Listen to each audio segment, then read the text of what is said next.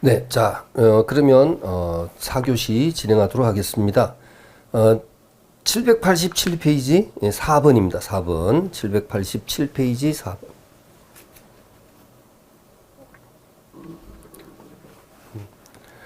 자, 동생관계 또는 동생항변권에 대한 설명 중 옳지 않은 것은, 자, 거기 보시면 1번 매수인이 선이행해야 할 중도금 지급을 하지 않았다면, 이거 풀지 않았나요? 네. 네, 그렇죠. 자, 하겠습니다. 자, 매수인이 선이행해야 할 중도금 지급을 하지 않았다면 잔대금 지급 기일에 매도인이 소유권 이전 등기를 이행 제공하지 않았더라도 매수인은 중도금에 대해서 계속하여 지체 책임진다. 아니라 그랬죠. 아까 뭐랬어요? 매수인이 중도금 지급을 지체하고 있던 중 잔금 지급 기일이 도래하면 이때는 매수인의 중도금 지급 플러스 잔금 지급 채무하고 그 다음에 매도인의 소유권 이전 등기 이행 제공은 서로 동생관계에 선다 그랬었죠. 그래서 1번 틀렸었습니다. 자, 그렇습니다. 아까 설명드린 부분이죠. 1번 틀렸고요. 그 다음에 2번 보시면 임대인이 임대보증금 중 연체 차임 등을 공제한 나머지 보증금에 반환 의무를 이행하였다거나 그 현실적인 이행 제공을 하여 임차인의 건물 명도 의무가 이행지체에 빠졌다는 사실이 인정되지 않는다면, 그런 사실이 인정되지 않는다면 임차인은 임대차 기간 만료 후 인도를 지연한 경우 지급하기로 한 약정 지연 손해금을 지급할 의무가 없다. 그러니까 또 뭡니까? 결국 이행 제공을 임대인이 하지 않았다면 임차인도 인도를 지연함으로써 발생한 약정 지연 손해금은 지급할 의무가 없다. 그런 내용이죠. 3번 동생항변권 행사하는 것이 주로 자기 채무의 이행만을 회피하기 위한 수단으로 보이는 경우에는 그 항변권 행사가 권리 남용으로 배척될 수도 있습니다. 그래서 여러분 갑의 건물에 을이 들어가서 사업을 하다가 을이 이제 부도를 맞았죠. 부도 맞았는데 결국 이 갑이 을이 을이 이제 채무자로 돼 있는 약소금을 이제 할인음 이런 헐값에 몰래 매입을 해가지고 나중에 을의 갑에 대한 보증금 반환 채권과 동시행을 주장하는 것은요. 상계 뭐 이런 것을 주장하면서 이런 것은 상황에 따라서는 권리 남용이 될 수 있다 그랬었습니다. 그렇죠? 그러니까 자기 채무의 이행만을 회피하기 위한 수단으로 보이는 경우에는 항변권 행사가 권리 남용으로 배척될 수도 있다. 자, 4번 부동산 매매 계약 시 매수인이 근저당 채무를 인수하여 매매대금에서 공제하기로 하였는데 아까 뭐 그 이행인수의 모습으로 했던 거 나왔죠. 저당 채무를 인수하고 매매대금에서 그 채무액을 공제하기로 했는데 매수인이 이를 변제하지 아니하여 매도인이 결국 변제했다고 되어 있네요. 자, 이때 매수인의 구상채무와 매수인은 채무를 부담하게 되겠죠. 그러니까 매도인 입장에서 보면 구상채권이 되겠고 매수인 입장에서는 구상채무가 되겠고 그래서 채무와 매도인의 소유권 이전 등기 의무가 동시행관계에 있다.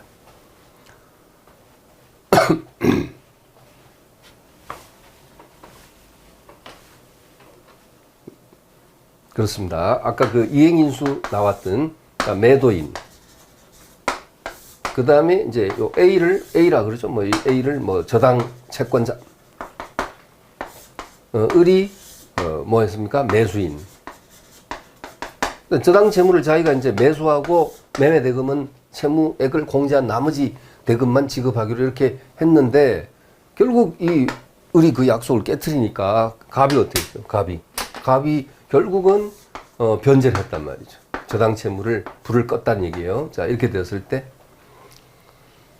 이때 두 사람 갑을 사이에서 자 갑의 소유권 이전 등기 의무하고 그 다음에 을의 갑에 대한 구상채무 이것은 그러니까 을이 갚아야 될 것을 갑이 갚았으니까 갑은 을에 대해서 구상권을 행사할 수 있지 않습니까? 그래서 결국 을의 갑에 대한 구상채무 그 다음에 갑의 을에 대한 소유권 이전 채무 이것은 동시행관계에 선다 이렇게 표현하고 있습니다. 동시행관계에 선다. 자, 다음 페이지 5번 가장 옳지 않은 셈인데 자, 1번은 그대로 중복됐습니다. 앞서 했던 겁니다. 읽어보시면. 그 다음에 2번. 원고가 제기한 이행청구 소송에서 피고가 동생항변권을 행사하지 않더라도, 아니, 않더라도가 아니고, 원고가 제기한 이행청구 소송에서 피고가 동생항변권을 행사하면, 않더라도가 아니고, 행사하면, 예, 법원은 직권으로 상환이행 판결을 내릴 수가 있다. 이렇게 돼야 되겠죠. 자, 해설 오른쪽 페이지 위에서 두 번째 줄. 동생항변권은 당사자가 이를 원용해야지 그 인정 여부에 대해서 심리할 수 있다. 네. 자, 그리고 다시 5번에 3번, 4번은 중복됐습니다. 3번은 아까 동생항변권이 붙어 있는 채권을 자동 채권에서 상계하는 것은 허용될 수 없다는 것이었고, 그 다음 4번도 이거 뭡니까? 4번. 임대차가 종료됐지만 임차인이 보증금을 아직 돌려받지 못해서 목적물을 점유하고 있다 하더라도 그 점유는 불법 점유라고 볼 수 없다. 네. 그죠? 아까 나왔던 것이죠. 네. 자, 그 다음에, 자, 792페이지로 가시겠습니다. 자, 792페이지. 792페이지 9번. 역시 1번은 또 중복입니다. 중복이고요. 1번. 1번이 틀리고 정답인데요. 네, 중복입니다. 자, 2번. 임대인과 임차인이 임대차 계약을 체결하면서 임대차 보증금을 전세금으로 하는 전세권 설정 등기를 격려했을 때, 이때 임대차 보증금은 전세금의 성질을 겸하게 되므로 당사 사이에 다른 약정이 없는 임대차 보증금 반환 의무는 전세권 설정 등기 말소 의무와도 동시행관계에 있다. 맞고요. 네, 그 다음에 3번은요. 가압류가 설정되어 있는 부동산 매매 계약에서 매도인의 소유권 이전 등기 의무 플러스 거기다가 가압류 말소 의무까지 포함해서 매수인의 대금 지급 의무와 동시행관계에 있다. 여러 번 표현 드렸죠? 그 다음에 4번도 중복이네요, 여러분. 아까 경매가 무효가 됐을 때, 요거. 경매가, 그 근저당권 실행을 위한 경매 기가 아니고 가로 바꾸시고 무효로 되어 이 그림이죠. 근저당권자의 배당금 반환 의무와 경락인의 소유권 등기 말소 의무는 동시행관계에 있지 않다.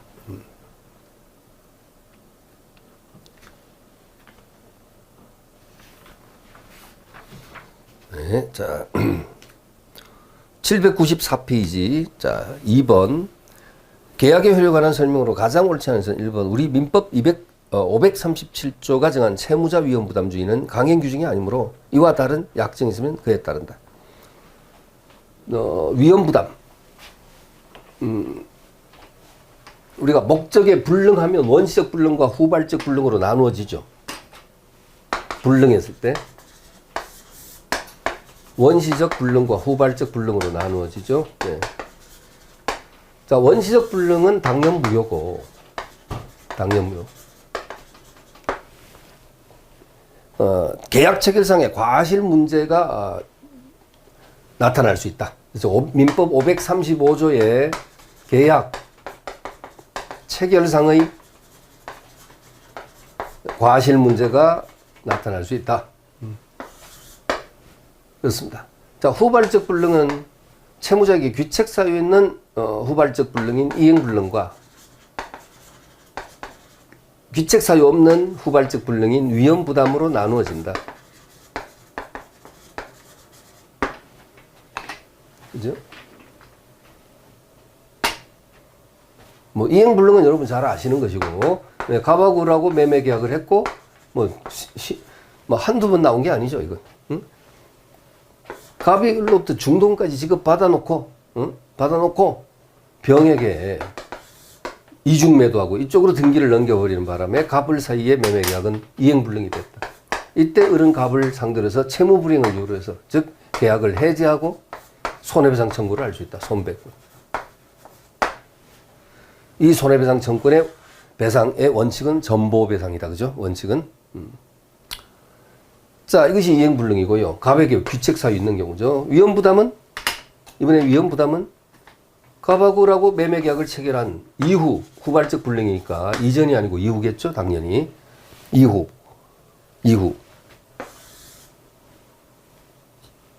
천재지변, 기타 불가항력적 사유에서 이 갑의 건물이 소실되어 버렸다.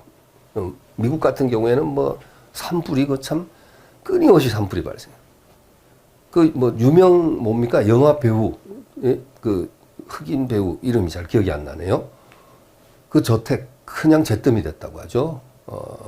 그런데 갑자기 이제 이런 식으로 예를 들면 갑이 을과 우리는 이제 그런 경우는 좀 덜하다. 아주 없는 것은 아니죠. 우리도 뭐 이 자연 발화로 인한 그 산불은 이제 언젠가는 또 강원도에 엄청 또 산불이 크게 나서 많은 그 피해가 있었는데, 예?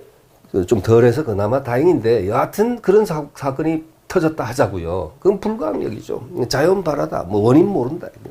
예? 계약 체결하고 난 다음에 그 불이 큰 산불이 발생돼 갖고 이 갑의 전원주택 그냥 완전 잿더미가 되어버렸다. 이건 뭐 갑의 귀책 사유였고 을에게도 물론 없다. 자, 이 위험을 누가 안아야 될 것인가? 계약 이전이면 당연 무효로 끝나겠지만 후발적 불능, 계약할 때는 멀쩡히 살아있었고 이후에 매도인의 귀책 사유 없이 후발적 불능됐으니 그것도 불가항력이니 이건 누가 위험을 안아야 되느냐에 대해서 우리 민법 537조는 채무자 위험 부담주의를 규정하고 있다. 채무자주의를 규정하고 있다. 채무자가 위험 부담을 안는다. 그럼 여기서 채무자는 누구냐? 목적물, 불능하게 된 목적물을 인도해야 될 채무자니까 이 사안에서는 누굽니까? 매도인이 되겠죠. 매도인이 위험 부담을 안다. 위험 부담 안는다는 소리는 결국 무엇을 말하는 것인가? 이 매도인은 매수인에 대해서 약속된 대금 청구를 행사하지 못한다. 자신의 목적물 인도 채무는 면하지만 반대로 대금 지급 채무는 행사할 수 있느냐? 못한다. 그래서 자기 채권은 행사하지 못한다. 그러니까 결국은 갑만 자기 집만 날려버리고 끝나는 것이죠. 물론 을로부터 중도금이나 잔금을 미리 받은 게 있다면 그것은 부당이득으로 돌려줘야 된다. 갑이 을에게 돌려줘야 한다라는 것이죠. 이것이 바로 채무자 위험부담주의의 규정입니다. 근데 문제는 이 537조가 강행 규정이 아니고 임의 규정이란 사실입니다. 임의 규정이라는 것은 결국 뭐냐면 당사자의 특약으로 채권자주의로 특약을 애초에 했을 수도 있고 할 수도 있고 했을 수가 있다는 소리보다는 할 수 있고 채권자주의의 특약을 맺었다라고 한다면 상황이 정반대가 될 것입니다. 갑은 을에 대해서 인도할 채무는 없어도 상대적으로 갑은 을에 대해서 대금 청구는 행사할 수 있을 것입니다. 그리고 또는 판례에 의하면 채권자 지체 중 위험부담 문제가 발생했을 때 이번에는 채권자 지체 채무자는 이행하려는데 채권자가 수령을 지체하던 중 위험부담 문제가 터지게 되면 이때는 설사 채무자에게 채무자는 채권자에 대해서 특약 없었어도 채권자주의를 한다는 특약이 없어도 당연히 채권자 위험부담주의가 적용이 될 것이다. 이렇게 봤습니다. 자, 그럼 이제 문제 들어가 보시죠. 자, 1번 그러니까 옳죠? 537조가 정한 채무자 위험부담주의는 강행 규정이 아니기 때문에 다른 약정이 있으면 그에 따른다. 맞고 2번 쌍무계약에서 당사 쌍방의 귀책 사유 없이 채무가 이행불능된 경우 귀책 사유 없이 채무가 이행불능됐다. 자, 그러면 이건 이제 밑에 이걸로 판단해야 되겠는데 이미 이행한 급부는 법률상 원인 없는 급부가 되어 부당이득의 법리에 따라 반환 청구할 수 있다. 그 다음에 3번 쌍무계약의 당사자 일방의 채무가 채권자의 책임 있는 사유로 이행할 수 없게 된 때는 채무자는 상대방 이행을 청구할 수 있다. 이 채권자 지체로 하셔도 되고요. 그러니까 쌍무계약의 당사자 일방의 채무가 채권자의 책임 있는 사유, 채권자의 귀책 사유로 인해서 이행할 수 없게 됐을 때는 채무자는 이행을 청구할 수 있다. 4번 사용자의 해고 처분이 무효인 때는 사용자의 해고 처분이 무효가 됐을 때는 그동안의 근로 제공을 하지 못한 것은 사용자 귀책 사유로 근로자는 임금 지급을 청구할 수 있다. 5번 쌍무계약의 당사자 일방의 채무가 쌍방의 책임 없는 사유로 이행할 수 없게 된 때는 자, 요거 위험부담 문제. 채무자는 이행을 청구하지 못하고 이는 채권자의 수령지체 중이라도 마찬가지다. 틀렸죠. 채권자 수령지체일 때 채권자 지체 같은 말 수령지체 이때는 갑은 을에 대해서 이행 청구할 수 있습니다. 그렇죠? 그러니까 그 밑에 해설의 박스 마지막에 쌍무계약의 당사자 일방의 채무가 자 줄쳐주고 채권자의 책임 있는 사유로 이행할 수 없게 됐을 때 채무자는 상대방 이행을 청구할 수 있다. 그죠? 예. 채권자 지체. 채권자의 수령 지체 중에 당사 쌍방의 책임 없는 사유로 이행할 수 없게 된 경우에도 같다. 맞죠, 여러분? 자, 그 다음에 제3자를 위한 계약. 자, 1번 연속적으로. 자, 법원 행시 2016. 자, 제3자를 위한 계약. 옳은 것을 모두 고른 것은 기억에.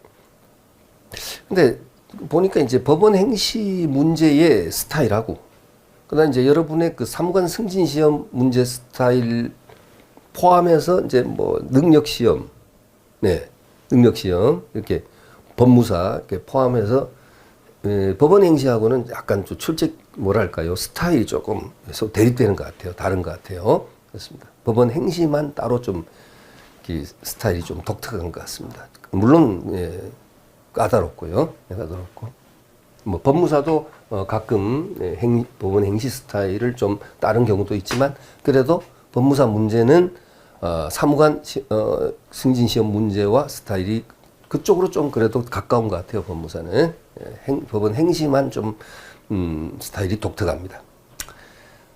물론 뭐 계속 여러분이 보시면서도 뭐 압박감, 부담감이 좀 크시지만 지문이 지문이 아주 뭐 문제가 긴 것이 특징이죠. 자, 일단 옳은 것을 모두 고른 것을 했는데 기억에 요약자나 낙약자는 제3자를 위한 계약이 통정의 표시로서 무효란 이유로 선의의 수익자에게 대항하지 못한다. 자, 지금 무엇을 지금 얘기하고 있는 겁니까?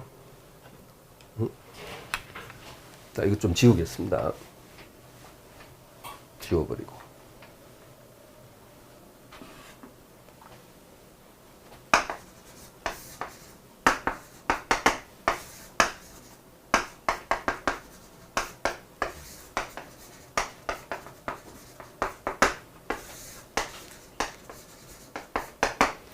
지금 말입니다. 제3자를 위한 계약에서는 요약자와 낙약자가 계약의 당사자죠. 그래서 요약자와 낙약자가 이제 계약의 당사자고 수익자에게 수익을 직접 지급할 것을 갑과 을이 이제 약속을 한 것이죠. 그런데 아까도 그 증명 책임을 총정리하면서 한번 나왔었습니다만은 비진이 통정, 착오, 사기, 강박, 즉 묶어서 민법제 107조에서 110조까지의 비통착사강의 무효 취소는 그 무효 취소를 가지고 선의 제3자에게 대항할 수 없다.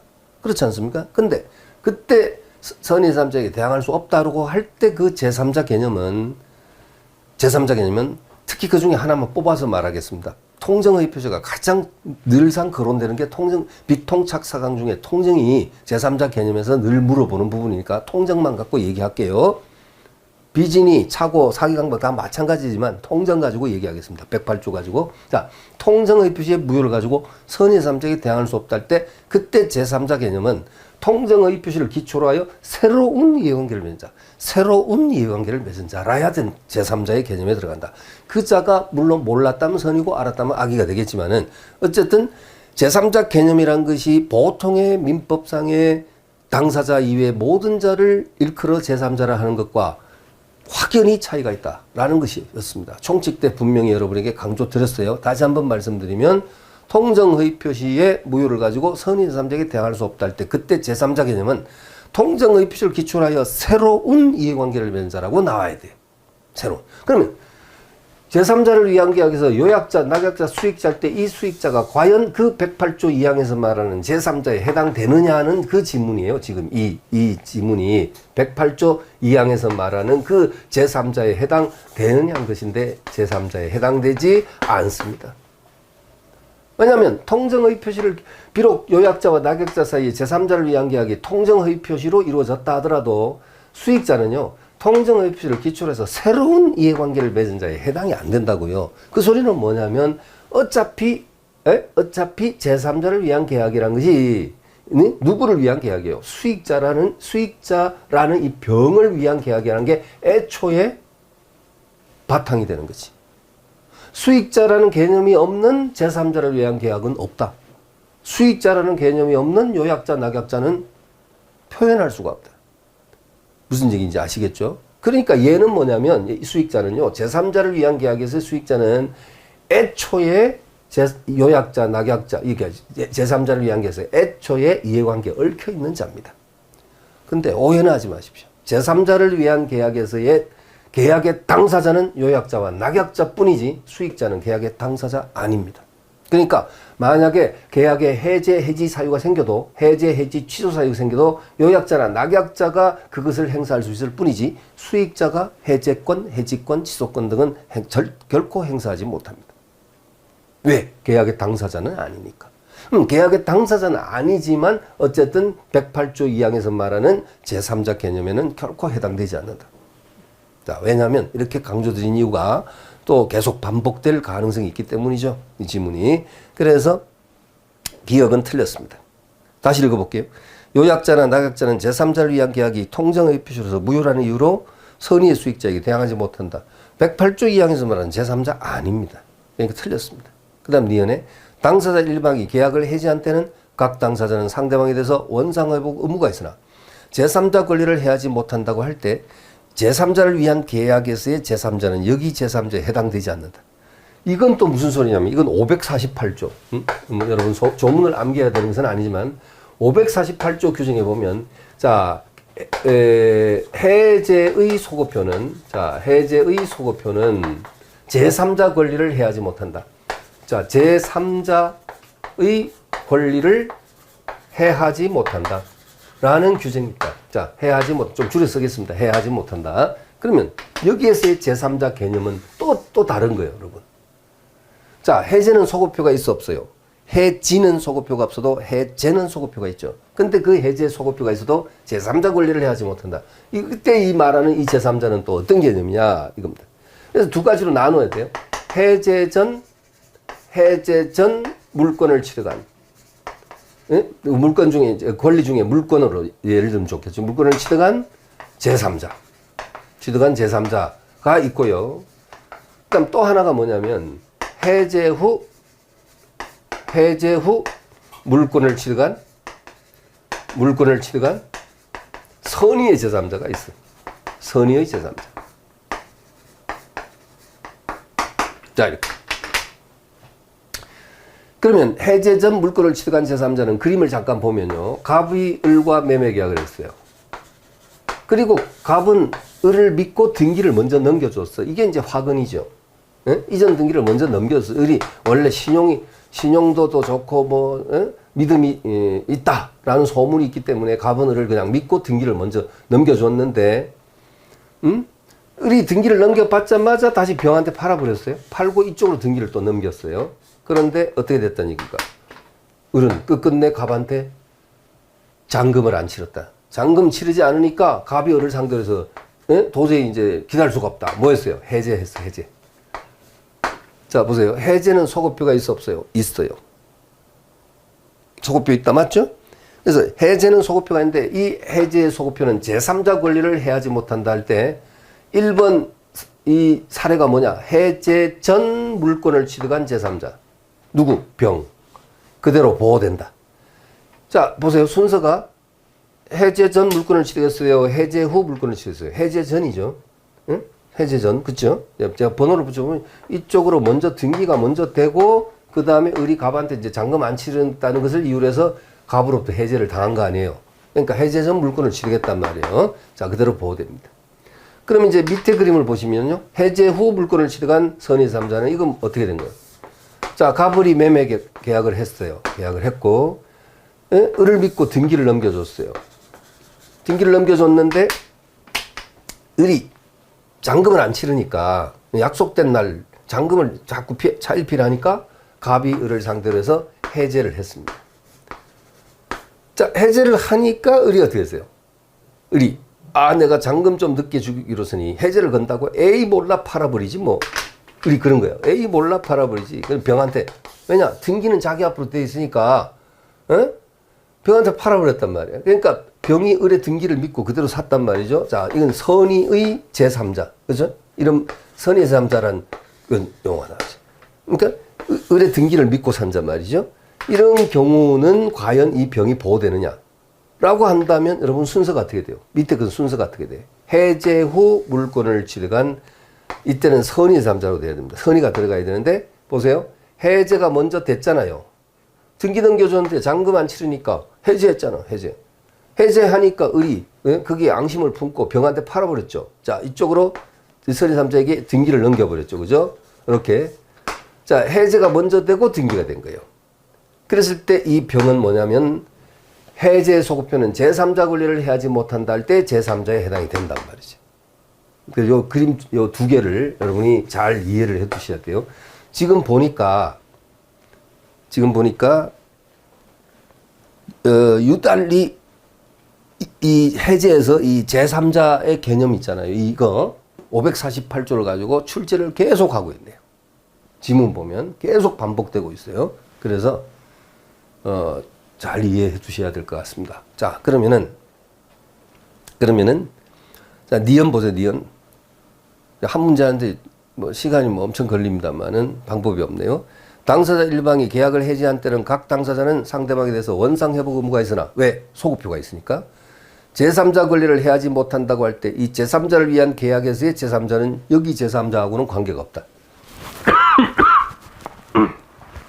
네, 그렇습니다. 디귿. 제3자를 위한 계약의 수익자라 하더라도 계약 당사자가 아니므로 계약 해제권을 행사할 수 없으나 아까 그랬죠? 당사자 아니기 때문에 일단 계약이 해제된 이상 계약 이행에 밀접한 이해관계인으로서 해제를 원인으로 한 원상회복 청구는 행사할 수 있다고 보아야 한다. 여러분, 원상회복 청구는 해제권자가 행사할 수 있는 거예요. 아니 그러니까 다시 말해 말 잘못 나왔습니다. 해제권자가 아니라 해제된 그 당사자에게 발생되는 게 원상회복 의무가 되는 거죠. 예? 그렇죠? 그래서 이 원상회복 청구권을 제3자 수익자가 할 수 있느냐? 그것은 허용될 수가 없다. 이렇게 봐야 되겠죠. 이거 틀렸고 리얼의 제3자를 위한 계약에 있어서 낙약자의 제3자에 대한 급부의 내용에는 제한이 없기 때문에 낙약자가 제3자에 대해서 가지는 청구를 행사하지 않도록 하는 것도 급부에 해당이 될 수 있다. 을이 병한테 뭔가 행위를 하지 않을 것을 급부를 청구하지 않을 것을 내용으로 하는 것도 될 수 있다. 미음에 계약의 당사자가 제3자에 대해서 가지는 채권에 관하여 그 채무를 면제하기 원하는 약정. 이것도 제3자를 위한 계약에 준함으로써 유효하다. 비업에 낙약자는 요약자와 수익자 사이의 법률관계에 의한 항변으로 수익자에게 대항할 수 없으나 이 낙약자는 요약자와 수익자의 관계를 이걸 무슨 관계라냐? 대가관계라 그러거든요. 대가관계. 요약자와 낙약자 사이 관계를 보상관계라 그럽니다. 네? 낙약자는 보상관계의 흠결하자를 가지고 수익자에게 대항할 수 있거든요. 그렇죠? 아니 그 얘기는 낙약자는 보상관계의 흠결하자를 가지고 얘한테 수익자에게 대항할 수 있다 소리입니다. 그 소리가 뭐냐면 아니 나는 지금 갑으로도 사기를 당했어. 낙약자가 지금 뭐라 그러냐면 나 요약자한테 사기 당했어. 그러니까 사기로 인한 계약이니까 이건 취소 사유가 되고 너 나한테 지금 수익의 의사표시를 하는데 나 그거 인정 못하겠다. 할 수 있다. 대항할 수 있어요. 대항할 수 있어요. 그런데 요약자와 수익자 사이의 관계는 이건 대가관계라 그러거든요. 대가관계 흠결하자를 가지고 낙약자가 수익자에게 대항하지는 못합니다. 제가 지난 시간에도 그런 표현을 했지만 방법이 없어요. 여러분이 그림을 이렇게 딱 찍어 가지고요. 예? 여러분 머릿속에 딱 설정해 갖고요. 이 보상관계, 대가관계 이런 것부터 먼저 알고 계셔야 돼요. 그죠? 잊어버렸다면 다시 점검해서 숙지해 주셔야 돼요. 보상관계, 대가관계 해 주시고 보상관계 흠결하자는 대가관계에 영향을 미친다. 아니, 예? 여기 수익자에게 대항할 수 있다. 자, 이것은 당연히 윗물이 흐리면 아랫물도 흐리게 마련입니다. 그렇죠? 근데 밑에서 위로 올라가지는 않습니다. 대가관계 흠결하자가 있다 해서 이 보상관계로 영향을 미치지는 않습니다. 그렇게 그림이 되어 있어야 그런 한 연상을 하실 수가 있겠습니다. 그리고 보상관계, 대가관계라는 용어 자체가 앞뒤로 바뀌어버리면 안 되겠죠. 그래서 보험계약으로 한번 예를 들어보면 갑이 보험계약자고 내가 불의의 사고로 사망하면 피보험자과 동시에 보험계약자입니다. 갑이 예를 들어 내가 불의의 사고로 사망하면 내 아내에게 생명보험금을 지급해 주시오 했을 때 그 낙약자는 뭐냐? 그것을 받아들인 낙약자는 누구예요? 보험회사, 보험자, 상보험자 그리고 수익자는 자신의 아내. 그렇죠? 이렇게 비유하면 갑이 불의의 사고로 사망함에 대해서 자신의 아내에게 뭔가 대가를 주고 떠난다. 이렇게 해서 대가관계라고 생각하셔도 되겠고 예? 그렇게 보험사고가 발생하면 내가 충분한 보상을 해주마라고 약속한 낙약자는 와의 관계는 보상관계. 이렇게 예, 뭐 다소 끼워 맞추듯이 해서 기억을 하셔도 무방합니다. 보상해주겠다고 서로 약속하는 거 아니에요. 보상해주시오. 알았어요. 서로 약속한 거 아니에요. 보험계약자고 보험회사하고, 그죠? 그리고 그 대가는 누가 받아요? 수익자가 받지. 그래서 요약자와 수익자의 관계는 대가관계, 요약자와 낙약자 관계는 보상관계. 이렇게 이제 보상관계와 대가관계의 위치를 정확하게 설정된 상태에서 시험 문제 지문에 보상관계에 흠결하자는 대가관계에 영향을 미친다면 맞는 것이고요. 대가관계에 흠결하자는 보상관계에 영향을 미친다면 틀리는 것이에요. 이유는 위에서 아래로 물은 흐르기 마련이다. 윗물이 흐리면 밑에도 흐린데 밑에가 흐리다 해서 위에까지 치고 올라가지는 않는다. 이렇게 연상을 하셔도 좋을 것 같습니다.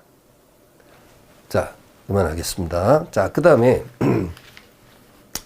그래서 비업을 한번 마지막으로 보시면요. 비업을 낙약자는 요약자와 수익자와의 법률관계에 기한 항변이 뭐예요? 대가관계. 예. 요약자와 수익자 관계는 대가관계거든요. 그것에 기한 항변으로 수익자에게 대항할 수 없으나, 맞죠? 낙약자는 이 대가관계를 가지고 대항하지는 못하지만 요약자는 자신과 수익자와의 관계인 대가관계의 부존재나 효력의 상실을 이유로 자신의 기본 계약에 의해서 낙약자의 부담은 채무이행을 거부할 수 있다. 틀렸습니다. 아니라 그랬죠. 네? 틀렸습니다. 틀렸어요. 자, 그 다음에, 이게 좀 굉장히 상당히 까다로웠던 그런 문제가 되겠습니다. 자, 2번 문제, 다음 페이지 2번. 최고에 관한 민법 규정 가운데 가장 옳지 않은 것을 했는데, 1번.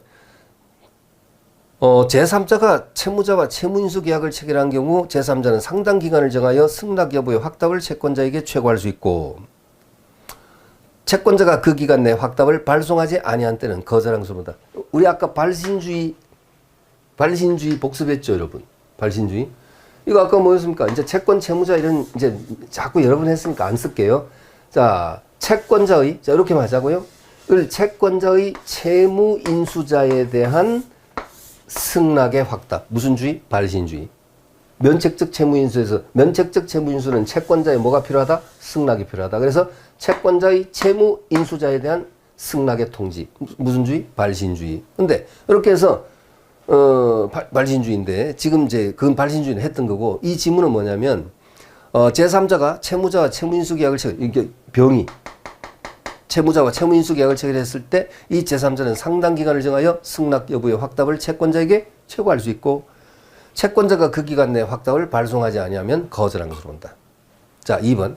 제3자를 위한 계약의 경우, 여기 채무자는 누구냐면 낙약자를 말하는 거예요, 여러분. 여기 헷갈리지 마세요. 거기 2번에서의 앞에 채무자는 낙약자입니다. 제3자를 위한 계약을 한 경우 채무자, 즉 낙약자는 상당 기간을 정하여 계약의 이익의 향수 여부의 확답을 제3자, 즉 수익자에게 최고할 수 있고, 제3자가 그 기간 내 확답을 발송하지 아니한 때는 거절한 것으로 본다 했는데, 여러분, 이거 발신주의에 있었어요? 없었어요? 제3자를 위한 계약에서의 수익자의 확답, 발신주의? 없습니다. 없으면 없는 거예요. 아까 제가 5개 제시했잖아요. 심판에. 5개 제시했습니다. 그게 없으면 도달주의지. 도달주의. 네. 그래서 이것은 발송하지 아니하면 아니라 도달되지 아니하면 거절한 것으로 본다. 이렇게 돼야 돼요. 2번 정답. 그 다음에 3번. 해제권 행사 기간을 정하지 아니했을 때 상대방은 상당 기간을 정하여 해제권 행사 여부의 확답을 해제권자에게 최고할 수 있고, 예. 아니, 해제권이 발생됐고, 해제권자가 해제할 수 있음에도 불구하고 안 하고 있어. 그럼 또 상대방은 불안하단 말이에요. 아니, 속담에 매도 빨리 맞는 게 낫다는 속담이 있잖아. 응?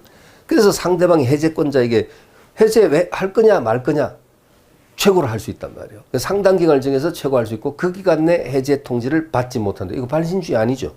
아니니까 뭡니까? 도달주의입니다. 그러니까 받지 못한 때는 해제권 소멸하다. 이렇게 나와야 돼요. 맞죠? 그렇게 나와야 됩니다. 그 다음에, 자, 4번. 무권 대리에 있어서 상대방은 상당 기간을 정하여 본인에게 추인 여부의 확답을 최고할 수 있고, 본인이 그 기간 내에 확답을 발하지 아니한 때. 발신주의 맞죠? 무권 대리인과 거래한 상대방 최고에 대한 본인의 확답, 발신주의. 발하지 아니한 때는 추인을 거절한 것으로 본다. 5번. 매매 일방 예약에서 예약자는 상당 기간을 정하여 매매 완결 여부의 확답을 상대방에게 최고할 수 있고, 예약자가 그 기간 내에 확답을 받지 못한 때는 효력을 잃는다. 네. 좋습니다. 이런 출제도 참 있습니다. 자, 그 다음에 네. 자, 오른쪽 페이지 1번. 1번. 자, 여러분, 1번. 계약의 해제에 관한 다음 설명 중 가장 옳지 않은 것은 1번. 계약이 합의 해제된 경우. 합의 해제는 앞에 사후가 들어있다고 생각하시면 된다 했죠. 사후 합의 해제된 경우에는 그 해제 시에 당사자 일방이 상대방이 손해배상을 하기로 특약하거나 손해배상 청구를 유보하는 의사표시를 하는 등 다른 특별한 사정이 없는 한 채무 불이행으로 한 손해배상은 청구할 수 없다. 그러니까 합의 해제되면요. 손해배상 청구는 발생되지 않습니다. 2번. 서로 민주적으로 합의해갖고 그냥, 우리 없었던 소리 합시다 하고 이제 서로, 예? 예. 그렇게 끝난 것이기 때문에, 이것은 얼굴 붉힐 이유가 없는 거예요. 그죠? 그러니까 제가 그렇게 비유를 했지만 손해배상 청구는 발생되지 않습니다.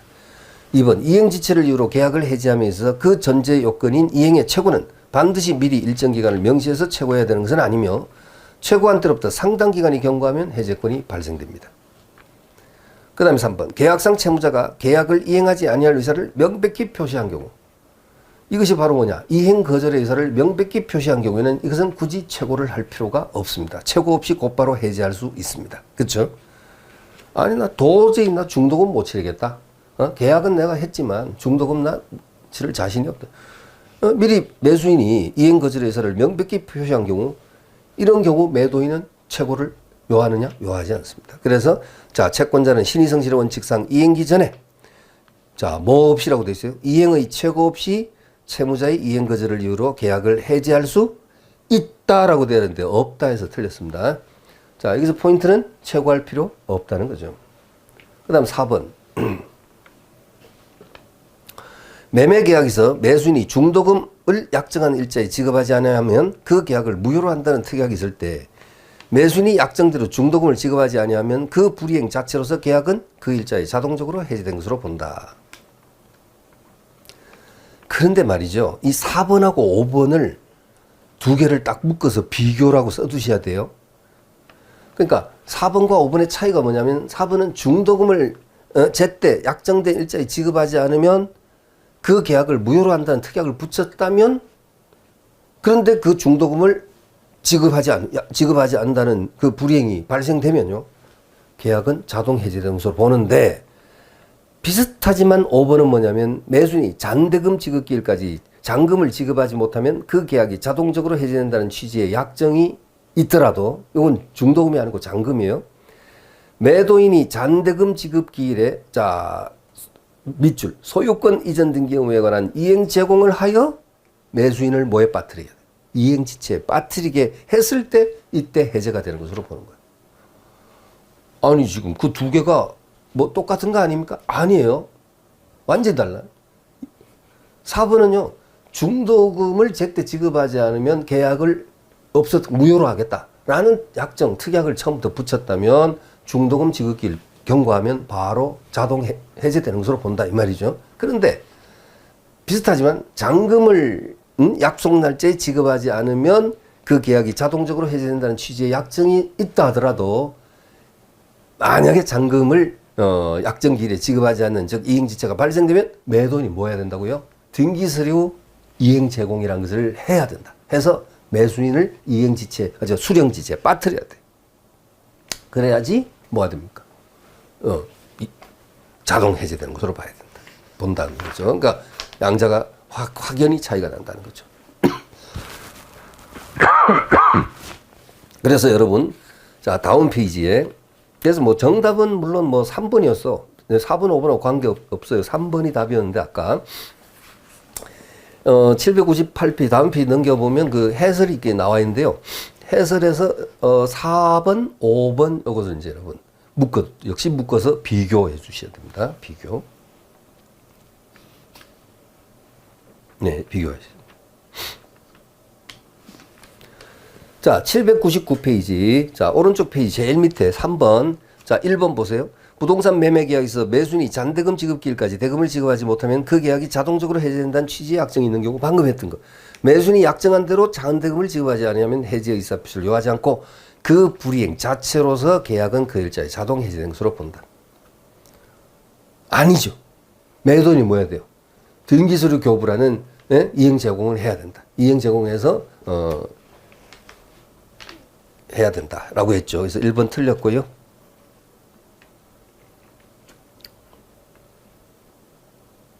그 다음에 3번 한번 보죠. 이행기 약정이 있는 경우라도 당사자가 채무 이행기 전에는 착수하지 아니하기로 하는 등의 특약을 하는 등 특별한 사정이 없는 한 이행기 전에 이행에 착수할 수 있고 이행의 착수가 있는 이상 쌍방은 민법 565조의 해약금에 한 계약 해제를 할 수 없다.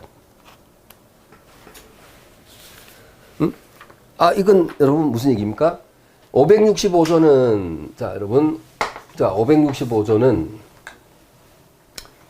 계약금 수수에 한 해제, 달리 표현하면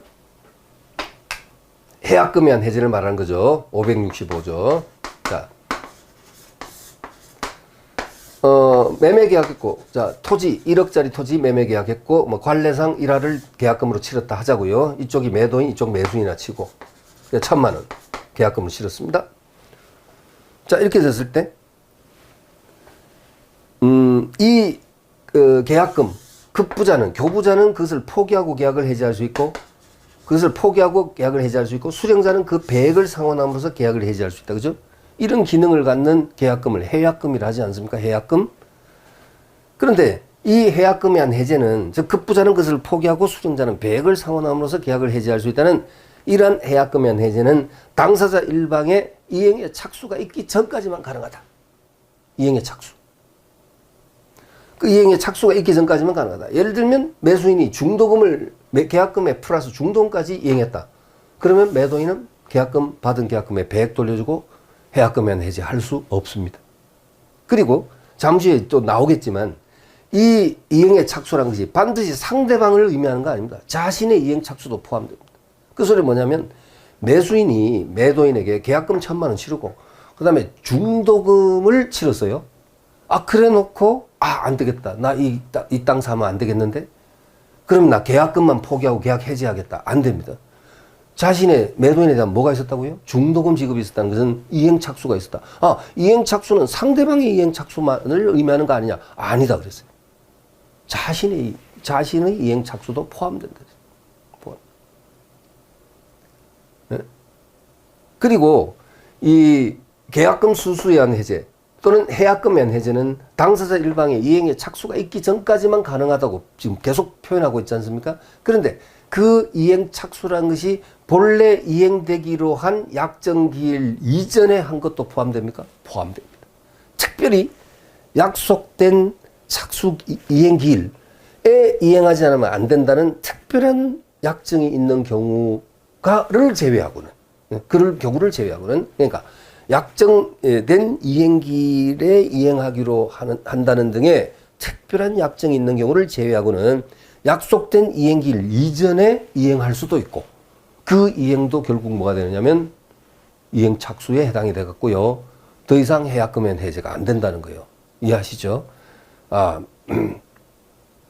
자, 뭐 저도 본의 아니게 말이 복잡해졌습니다만은 자, 거기 다시 한번 보시죠. 지금 다시. 지금 어디 하다가, 지금. 799페이지 제일 밑에 3번 지문입니다. 이행기에 약정이 있는 경우라도 당사자가 채무 이행기 전에는 착수하지 아니하기로 하는 특약을 하는 등 특별한 사정이 없는 한 이행기 전에 이행에 착수할 수 있고, 네? 이행기 전에 이행에 착수할 수 있고, 이행에 착수가 있는 이상 쌍방은 해약금에 한 계약 해제를 할 수 없다. 이해되시죠? 예, 납득하십니다. 그 다음에 4번. 채무자가 계약상의 의무를 이행하지 아니할 의사를 명백히 표시한 경우에는 채권자는 이행기 전이라도 최고할 필요 없이 해지할 수 있습니다. 이건 방금도 나왔었죠? 자, 여러분 801페이지 1번도 체크해 두시고요. 이것도 체크해 두시고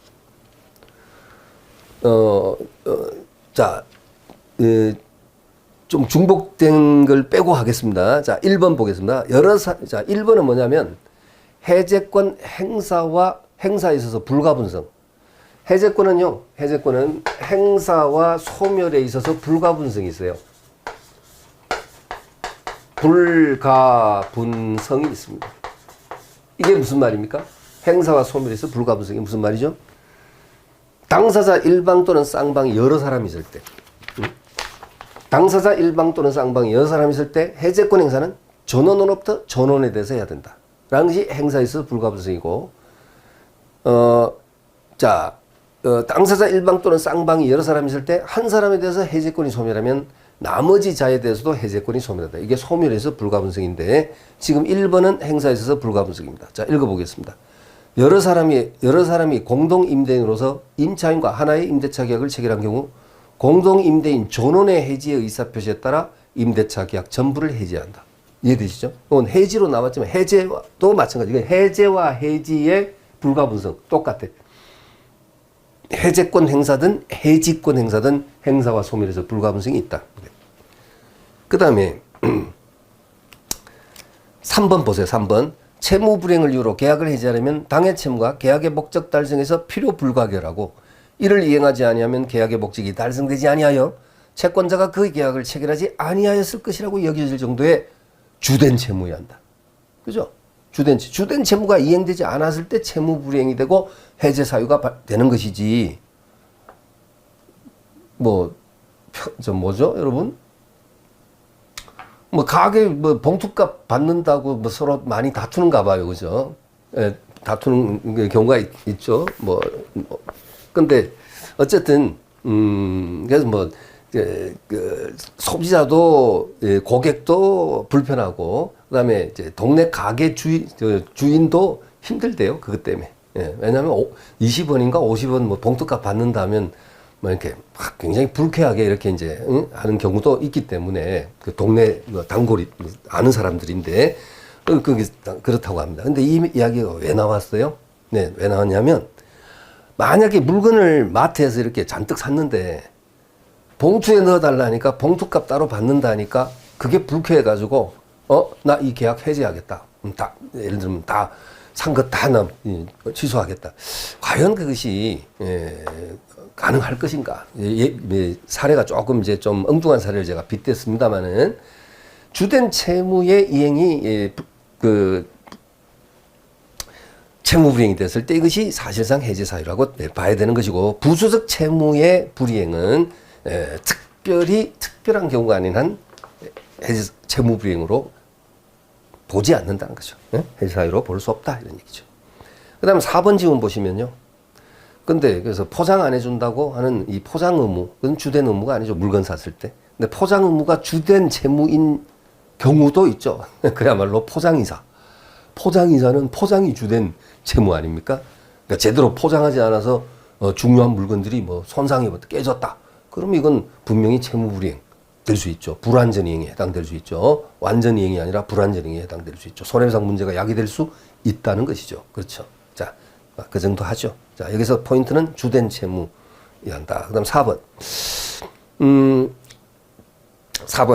4번은요, 또 국토용관리법상하고 나왔는데, 이건 제가 종전에 설명드린 적이 있고, 이 법에 바뀐 연역을 설명드린 적이 있고, 허가구역 내에 있는 토지에 관해서 소유권 등 권리를 설정 또는 이전하는 내용의 거래계약은 시장구수구청장의 허가를 받아야 되고, 허가를 받기까지는 유동적 무효 상태에 있다고 했고, 그러한 거래계약의 당사자로서는 허가 받기 전의 상태에서 상대방의 거래계약상 채무불이행을 이유로 계약을 해지할 수 없다.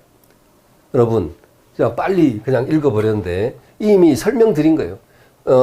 유동적 무효 상태에 있을 때는 서로 간에 채권적 효력이 발생한다? 발생하지 않는다. 유동적 무효 상태에 있을 때는 서로 간에 채권적 효력이 발생되지 않으니까 사실 매도인은 매수인에게 중도금 및 잔금 지급 청권 행사 못하고 매수인도 매도인에 대해서 등기 청권 행사 못합니다. 그러니까 당사자 일방이 상대방에게 약정기일을 넘겨서 채무 불이행, 즉 이행 지체가 있다 하더라도 그 계약을 해지할 수는 없는 겁니다. 왜? 유동적 무효 상태니까. 유동적 무효 상태에서는요, 채무 불이행이 발생되지 않습니다. 왜 그러냐? 근본적으로 서로 간에 뭐가 없으니까. 채권적 효력이 발생되지 않으니까. 기억하시죠? 그래서 4번 봤고요. 그다음 5번이 정답인데 이건 중복됐죠?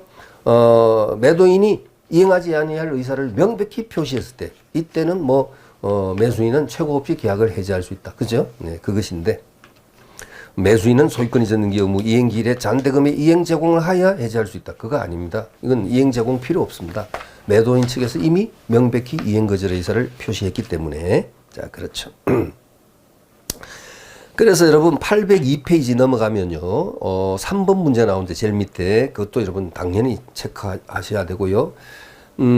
그렇죠. 거기서 3번 지문을 좀 보실래요? 2번은 여러분 2번 지문 어때요? 1번부터 그럼 좋습니다. 1번부터 부수적 채무 불이행의 경우에는 원칙적으로 채권자가 계약을 해지할 수 없다. 아무래도 이제 우리 분량이 너무 많다 보니까 그죠? 제가 시간 아껴 쓰려고 자꾸 이러는 겁니다. 여러분 오해 없으시면 좋겠습니다. 예. 아껴 쓰려고. 그래서 그러다 보니까 이제 또 2번도 해야 되고 1번도 확인해야 되고 이런 상황이 됐네요. 1번에 부수적 채무 불이행의 경우에는 원칙적으로 채권자가 계약을 해지할 수 없다. 이건 방금 했던 것이고 한 번 더 표현 드리고요. 2번은 여러분 우리 앞에서 불확정 채무를 보증했을 때 이때는 사정 변경을 이유로 그 보증 계약을 해지할 수 있다 그랬고 그죠? 그게 2번이고 그다음 3번이 바로 뭐냐면 이겁니다. 이거. 자, 칠판 와 보세요. 아까 봤던 여러분 548조에 해제 소급표는 제3자 권리를 해하지 못한다 할 때 이때 두 가지 사례에서 해제 전 물건을 취득한 제3자, 해제 후 물건을 취득한 선의 제3자 할 때 이 제3자는요 등기나 등록으로 등기 등록 등의 공시방법을 갖춘 자만을 말하는 겁니다. 그러니까 어떻게 보면 지극히 당연한 거죠. 물건을 취득하려면 물건 취득하려면 우리 현행민법상 형식주의에 따라서 186조 법률 행위로 인한 물권 변동은 등기하여야 효력이 생긴다. 바로 그 형식주의, 성립요건주의, 독일민법주의에 따라서 당연히 등기나 등록이라는 공시방법 갖춘 자라야 되겠지요. 그죠? 그래서 그걸 얘기하는 거예요. 그리고 또 보면 이런 지문이 또 분명히 있을 거예요. 뭐냐면 미등기 건물인데 이런 식으로 취득을 했는데 미등기 건물을 이런 식으로 해제 전 물건을 취득한 제3자 여기 병처럼 이렇게 취득을 했는데 어디에만 등록이 되느냐? 건축물 대장에만 미등기 건물인데 건축물 관리 대장에만 소유자로 등록이 된 자. 과연 이 자가 여기서 말하는 이 제3자에 해당되느냐? 판례는 해당되지 않는다. 그건 참 조심해야 되겠네요. 그죠? 네, 그렇습니다. 자, 그러면 3번 지문 보시죠. 민법 548조 제1항 단서는 계약 해지의 경우 제3자 권리를 해하지 못한다고 규정하고 있는데 여기서 제3자란 일반적으로 그 해제된 계약으로부터 생긴 법률 효과를 기초로 하여 해제 전에 새로운 이해관계를 가지면 족하고 반드시 등기, 인도 등을 갖출 것을 요하지 않는다. 맞습니까? 틀렸습니까? 틀렸습니다. X. 틀렸죠? 그래서 오른쪽 해설에 보시면 해설 제일 마지막 부분, 제일 마지막 석줄입니다. 사망의 석줄. 그 548조 1항에서 말하는 제3자란 일반적으로 해제된 계약으로부터 생긴 법률 효과를 기초로 하여 해제 전에 새로운 이해관계를 가졌을 뿐 아니라 등기, 인도 등으로 완전한 권리를 취득한 자를 말한다. 이렇게 되어 있습니다. 이해하시죠, 여러분? 자, 그래서 됐고 등기, 인도, 등기, 등록, 뭐 인도, 등기, 등록, 인도. 자, 그렇습니다. 4번 문제도 좀 체크를 해 두시고요. 4번. 자, 4번에 여러분 5번 지문 한번 볼까요? 5번. 자, 매매 목적물인 부동산에 가압류 등기가 있는 경우에 매도인의 소유권 이전 등기 의무가 이행불능으로 되었다 할 것이므로 여러분, 매도인의 부동산에 가압류 등기가 돼 있다, 가압류가 설정돼 있다, 또는 저당권이 설정돼 있다. 그것만으로 그 부동산, 이 의무가, 매도인의 채무가 이행불능이라고 할 수 있습니까? 그렇지 않다. 그렇지 않다. 당연히 그죠. 그러니까 그때는 이제 동시행관계 서는 것은 아까 했죠. 가압류 등기 말소 플러스 소유권 이전 등기 의무하고 매수인의 잔대금 지급 채무는 동시행관계에 있다. 그죠? 네, 그래서 가압류나 근저당이나 저당권이 설정되어 있다 해서 그 채무가 이행불능이라고는 볼 수 없다. 자, 그 다음에 5번, 밑에 5번도 좀 체크해 주시고, 5번 체크하시고, 네. 자, 그 다음 지금 그 5번에는, 5번은, 답이 3번이네요. 그죠? 3번인데, 이거 아까 나왔던 중복이네요. 유동적 무효 상태에 있는 그 상태에서 허가구역에 유동적 무효 상태에서 당사자 일방이 채무 불이행을 한다 해서 계약 해지할 수는 없다. 그것인데 해지할 수 있다 했으니까 틀리고 정답인데 지금 그걸 얘기하고자 하는 게 아니라 여러분 여기 잠깐 보세요. 아까 해약금에 해지 있죠. 이 해약금에 한 해제가 유동적 무효 상태에서 가능하냐? 꼭 좀 기억해 두십시오. 유동적 무효 상태에서 해약금에 한 해제가 가능하냐? 토지거래 허가를 받지 않아 유동적 무효 상태에 빠져 있는 당사자라 하더라도요. 매수인은 자기가 지급한 계약금을 포기하고 계약을 해지할 수 있고 매도인은 받은 계약금의 100을 상환하고 계약을 해지할 수 있다. 즉 다시 말해서 해약금에 한 해제는 인정됩니다. 인정됩니다. 이것하고 방금처럼 그 3번에 나온 지문하고 헷갈리시면 안 돼요. 3번의 지문 뭐라고요? 이것은 유동적 무효 상태에서 당사자 일방이 뭐 중도금 잔금을 제때 안 치른다고 매도인이 채무 불이행에 따른 해지할 수 있느냐? 안 된다. 매수인도 마찬가지. 등기서류 교부 일자가 지났다 해서 해지할 수 있느냐? 안 된다. 왜? 당사자 사이 근본적으로 채권적 이익이 발생되지 않으니까. 유동적 무효 상태에서는 그것하고 이것하고 혼돈하면 안 돼요. 이건 뭐라고요? 해약금에 한 해제는 유동적 무효 상태에서도 가능하다. 가능하다. 네. 판례 나와 있습니다, 여러분. 자, 됐고. 그렇게 하시고 그래서 좀 풀어주시고요. 이제 808페이지로 좀 가보시면은 808페이지 3번 3번 자 거기 1번은 여러분 총칙돼서요. 매도인이 매매계약을 적법하게 해지한 후라도 매수인은 착오를 이유로 취소할 수 있다. 매도인이 적법하게 해지한 후에도 매수인은 자신의 그 착오 있음을 이유로 해서 착오 취소할 수 있다. 그래서 자기가 손해배상 채무를 지는 것을 좀 상쇄시킬 수 있다고 했습니다. 여러분 기억나십니까? 네. 그 다음에 2번 계약이 해지되면 그 효력이 소급적으로 소멸하므로 이미 그 계약상 의무에 의해서 이행된 것뿐은 원상회복으로 반환돼야 한다. 해제하면 원상회복 의무 자동으로 나와야 돼요. 해제하면 원상회복 의무 법률행위가 무효 취소되면 원칙적으로 부당이득 반환 의무 이렇게 자동으로 무효하면 부당이득 취소 부당이득 부당이득 반환 의무 해제하면 원상회복 의무 해지하면 청산 의무 자, 자동으로 탁탁 나와줘야 되겠습니다. 지금 말로만 했는데, 됐죠? 그냥. 자, 무효 취소는 부당이득 반환, 해제는 원상회복, 해지는 청산 의무. 자, 이렇게. 우리 다음 시간에 한번 또 좀 더 진도 나가다가, 응급 써보도록 하겠습니다. 자, 그 다음에 3번. 미등기, 자, 지금 3번, 808페이지 3번 보고 있는데, 미등기 무허가 건물에 관한 매매계약이 해지되기 전에 매수인으로부터 해당 무허가 건물을 다시 매수하고 여기 칠판에 해지되기 전에 미등기 무허가 건물을 을로부터 다시 매수하고 이제 병인데요. 매수하고 무허가 건물 관리대장의 소유자로 등재된 사람은 해제로 보호받는 제3자에 해당되지 않는다. 등기, 인도, 뭐 등록 이런 것으로 공시된 자가 아니다. 그렇죠? 아닙니다. 무허가 이 뭡니까? 대장 등기부가 아니고요. 그다음 4번 해제권자 고의과실로 계약 목적물이 현저히 훼손됐을 때는 해제권 소멸합니다. 자, 4번도 체크해 두시고요. 4번에 밑에 4번 지금 보면 당사자 일방 또는 쌍방이 수인인 경우에는 계약의 해제나 해지는 그중 1인으로부터 1인에 대해서 하더라도 절대적 효력이 있으므로가 아니고 해제권 행사에 있어서 불가분성. 그죠? 해제나 해지는 당사 일방 또는 쌍방이 여러 사람이 있을 때는 전원으로부터 전원에 대해서 행사돼야 한다. 그 소멸도 1인에 대해서 소멸하면 나머지 자에 대해서도 소멸한다. 네. 자, 5번 여러분 5번 문제 오른쪽 페이지 체크해 주시고요. 5번도 체크해 주시기 바랍니다.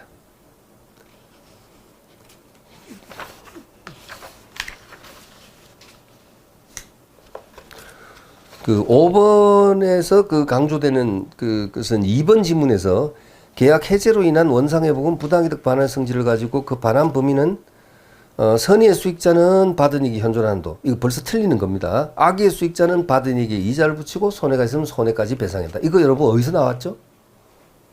물권법에서 여러분 왜 점유자와 회복자, 점유자의 회복자에 대한 책임, 거기서 나왔던 거 기억나십니까? 네? 선의의 자주점자는 현존 한돈에서 반환하면 되고, 악의의 점유자라든가 또는 선의이지만 타주점자, 자주가 아니고 타주점자는 손해 전부를 배상해야 한다. 그 내용 여러분 나오죠? 또 민법 총칙의 실종에서 실종 선고 받은 자가 살아 돌아왔다 예를 들면, 그래서 실종 선고 취소가 있게 되면 실종 선고로 인해서 직접 재산을 취득한 자가 선이면 받은 이익이 현존하는 한돈에서 돌려주면 되고, 악일 때는 받은 이익의 이자에 손해가 있으면 손해배상까지. 그것은 여러분 뭐죠? 부당이득의 법리에서 근거한 거죠. 부당이득 법리. 근데 해제는 여러분 뭡니까? 원상회복이랬죠. 성격이 다릅니다. 원상회복. 성격이 다르다. 그래서 2번이 틀리고 정답이다. 이렇게 이제 보는 거죠. 그래서 해설을 좀 꼼꼼히 참고로 해서 꼭 보시고요. 812페이지 밑에 9번 체크해 두시고, 9번 체크해 주시고, 그 9번에서 보면 3번 지문에서 하나의 계약에 관하여 당사자 일방이 여러 사람이 있을 때 해제는 전원으로부터 전원에 대해서 해야 되고, 이게 여기서 끊으면 행사에 있어서 불가분성. 그 다음에 해제의 권리가 당사자 1인에 대해서 소멸한 때는 다른 당사자에 대해서도 소멸한다. 이렇게 가야 되는데, 다른 당사자에 대해서는 소멸하지 않는다 하면 이건 소멸이 있어 불가분성에 역행하는 거죠. 네, 틀리고 답이 되겠습니다. 그리고 답이 되겠습니다. 자, 814페이지. 814페이지. 자, 11번 체크해 주시고요. 했나요? 했죠. 지금 방금 했고요. 그 다음에 한 페이지 넘겨서 816페이지 보시면은 1번도 체크를 좀 해주셔야겠습니다. 자, 그런데 이번 시간은 너무 무리하게 여러분 가면 안 되겠고요. 여기까지 받고 다음 시간에 816페이지 그 1번부터 진행하도록 하겠습니다. 816페이지 1번부터 진행하도록 하겠습니다. 자, 그러면 여기까지 여러분 봤습니다. 자, 수고하셨습니다.